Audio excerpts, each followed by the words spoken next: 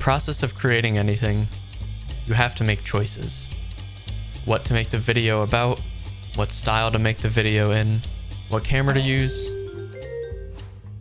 what lens to use, how to light it, cut it, grade it, what song to use.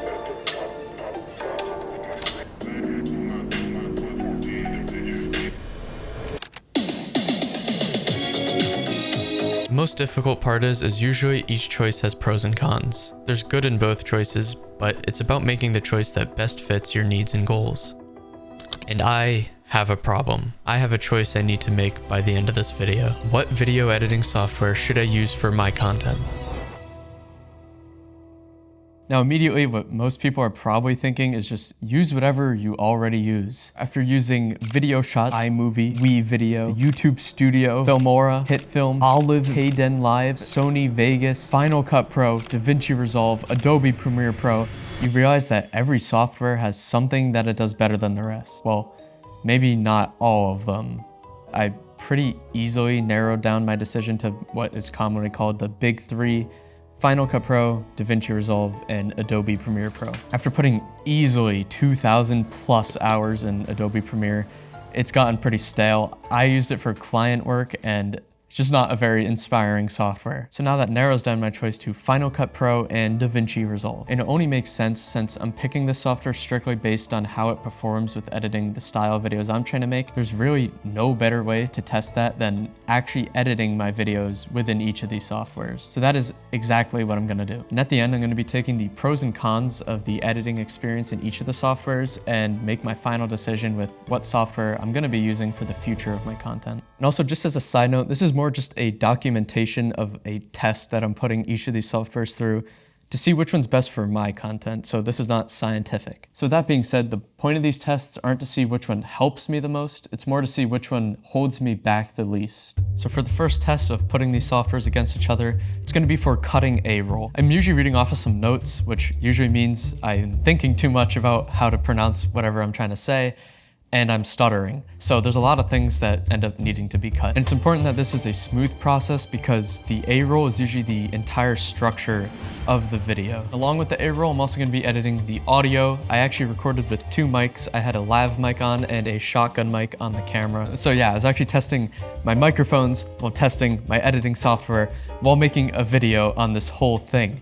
Now I call that efficiency. On top of all of that, I'm gonna be color grading. I'm also gonna be timing how long it takes to do the same process in each software. So to start, I decided to use DaVinci Resolve. At the very beginning, I thought the Final Cut was gonna be the winner, but at this point, when I actually started to edit, I thought DaVinci Resolve was gonna blow Final Cut out of the water. But again, the whole decision gets much more complicated. And like I said, I'm a big fan of color grading, specifically in Resolve, so that's the first thing I did. So on my camera, I record log footage, which pretty much means you need to transform it in your software to make it look normal. But after I put the color space transform on, it was looking pretty bright, so I made an exposure correction, and everything looked really pink, specifically in my skin. Resolve feels like it has a tool for every adjustment needed, so I was able to drop the saturation of my skin tone and it ended up looking natural almost immediately. After I finished coloring, I wanted to start editing the audio, and like I said, Resolve has complete layers, so it's pretty easy just to apply an EQ on the audio 1 track, and that's something that I already know that Final Cut lacks. I also wanted to add a compressor, which makes the loudest parts quieter, and you can make the quietest parts louder.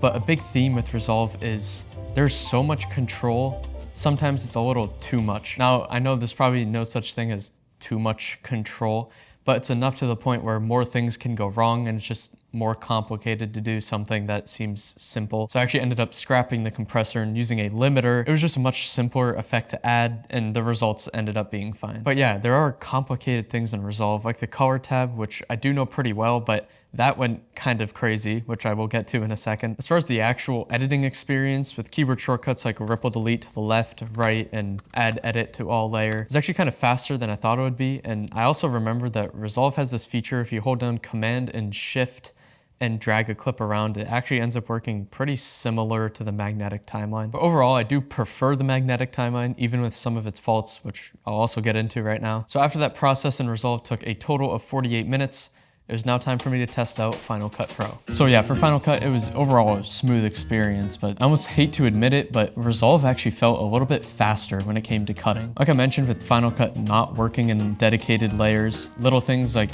EQing one audio clip and having to copy and paste it to all the other audio clips really end up eating away at your time when you add it all up. And also things like the ripple delete to the left and ripple delete to the left. That's the same direction. Ripple delete to the left and ripple delete to the right. It doesn't affect all the layers of clips. And so since I had the shotgun mic on the camera and the lav mic, I didn't apply that to everything, so it just made it move weirdly. So instead I had to add a cut to all layers and then delete that clip that I didn't want. Again, that's a really small task that doesn't take up that much time, but once you get a handful of tasks like that and you add it up, it actually noticeably starts to make a difference with the time it's eating away. Thankfully for the magnetic timeline, it wasn't unbearable. So yeah, overall the cutting and audio editing was pretty comparable to Resolve, but I haven't done the color grading yet. And that's where things really got weird. The Final Cut grade actually looked fine to me, but it's when I exported a frame out of both softwares, so there was just a clear difference. But what wasn't clear was what was actually happening.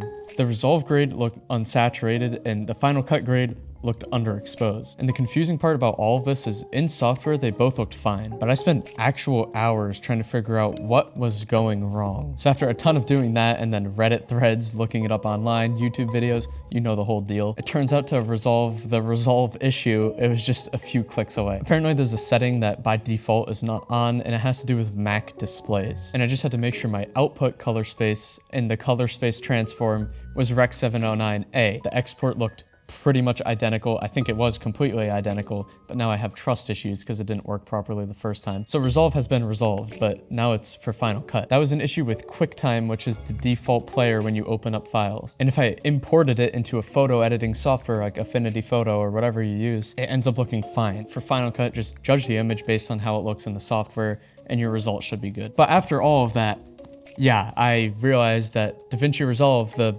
standard color grading professional software, was indeed better at color grading. But you know, I guess it's the lessons we learn along the way. So finishing the A roll for Final Cut took 42 minutes while Resolve took 48 minutes. So to me, that's not much enough of a time save to really make it a deciding factor. I'm gonna get off the floor now. Pretty much, I've cut through the A-roll coloring and I messed around with the audio. I have no clue which software is the best for me at this moment right now. And I'm gonna briefly explain why while I eat the shumai. The whole idea of DaVinci Resolve nodes, I love the nodes, but you can pretty much do the same thing, just adding different instances of color wheels or color curves in Final Cut. And again, these are kind of where the differences shows. Final Cut's more like 1 or 2 sliders for an effect.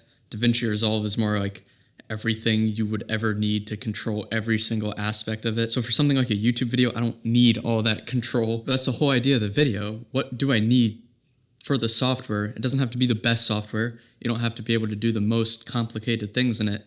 But what is best for my workflow for the videos I plan on creating? As of last night, I was leaning towards Final Cut. I woke up this morning, I'm leaning towards Resolve, and I'm in the middle of it right now, and I don't have an answer. I just dropped that. I guess, here I go, deep diving into the edit. So part of this test was to see how long it would take me to complete a full video in each software. So with time saving being kept in mind, instead of editing a long form video, I decided to edit an entire short form. For my videos, long form and short form both share the exact same workflow elements. So this is a perfect way to still test the extent of each software with completing a full video, but with saving the time of it actually taking to complete a long form video. So for this, I'll still be using a stopwatch to keep track of the time and see which one's faster. At the end of this test, this is when I'll be deciding which software I'll be using, and then I'll finish up the long form video using that software. So the next day, I then opened up DaVinci Resolve again to start with, and while putting it all together, I did notice some clunkiness, especially when adding B-roll. And again, it's the idea that DaVinci Resolve is so much more linear than Final Cut Pro. Before we were experiencing the pros of that, now I was more experiencing the cons. There was one part when I wanted to add a speed ramp, but for whatever the reason, I could not figure it out. I sped it up, but I wanted to ease it into the speed, and I ended up overwriting something, which I was scared of doing. I just Control-Z'd until it was gone and back to normal. But the rest of the edit went pretty much as expected. It took 2 hours and 11 minutes total. So a little bit later, I opened up Final Cut to make the edit in there. And almost immediately, I realized something that I already liked better. When you play a horizontal clip in a vertical timeline, it still shows the full horizontal resolution. Also, Final Cut has a secondary playhead, which I like a lot. It pretty much just plays wherever your mouse is and it can skim. I don't even know why it's not a toggleable feature in DaVinci Resolve. Even Windows Clipchamp has it. That's the modern day Windows Movie Maker. Final Cut, again, is just so fluid and smooth. It's almost like sitting in a weird chair that fits you really well than a decent chair that seems to fit everyone. To keep the analogy going, I guess Final Cut's like, I don't even know that I'm sitting in the chair. I'm more just only focused on the work that I'm doing. I guess in editing terms, I'm not focused on how to get something in place, more just what will fit that place the best, which is so much more important to do. And I also hate how every time you type a subtitle, it automatically capitalizes the first letter. I don't know how to turn it off, so if you do, please let me know. The other big con I noticed is the labeling overall in Final Cut isn't the best. You can label video and you can label audio, but when I went to select all video with a certain label color, it didn't let me. It showed me where it was, but you couldn't actually select it. The reason I'd want to select it is for color grading purposes. With Resolve, they have a great clip organization method where you can label a clip a certain color and then select all of that color and add it to a specific color grade. I feel like for Final Cut Pro, there should be a very basic feature, specifically when you have the word pro in your software. For being so good with all the other kinds of organization, I guess it's just surprising that they didn't think of that. I felt so much more comfortable in Final Cut than I did with Resolve, and I think this really made me decide to take more creative risks when I made the video. A specific example of this is when I used a shape mask to kind of make it a little bit more stylized. Again, more of my focus was on ideas and how to make the video better rather than how to get the software to do something. And although it really seems to screw up some of the simple things, it gets some more complicated things so much more simple. Something like speed ramping. I tried to do it in Resolve, it just didn't work.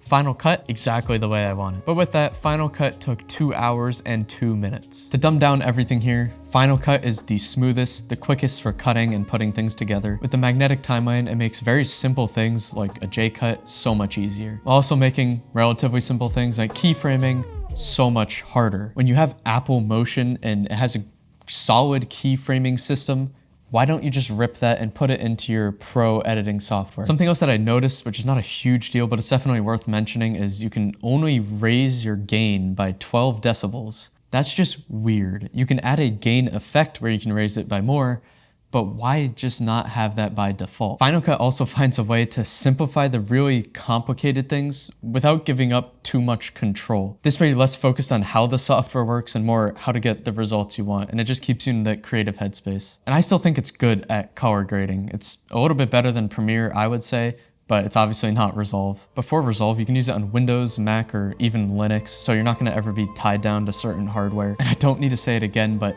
Resolve has the best color grading. It just has an incredible amount of control, which is nice, but at the same time, it might be too much for my needs. And sometimes it ends up taking me a little bit longer to get something the way I want, and it doesn't end up looking that much better to the point where that time is exactly worth it to me. For my YouTube videos, my main focus is just making sure my ideas are communicated clearly. So after I finished that Final Cut short, I wanted to open up Resolve to give it a little bit of a more fair chance and make it more stylized. But when I opened it up again, I felt no desire to actually do that. And it wasn't because I already finished a short in Resolve or because I didn't know how to. It's just because Final Cut was easier.